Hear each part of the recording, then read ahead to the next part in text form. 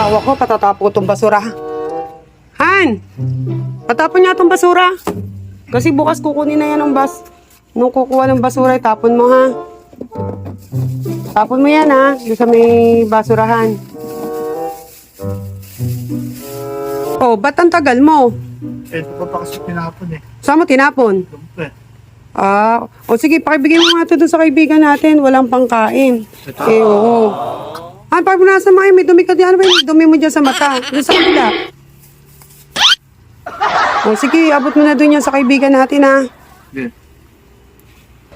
Anan. May nakalimutan ka. Bili ka nga ng pagkain natin. Wala ako ulam mamaya.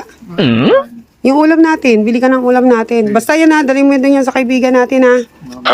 Sige. Few moments later. Ni! Tara dito! Ano yan? Kaya ba itong nagagawa mo? Nagbabiral ako. Asan?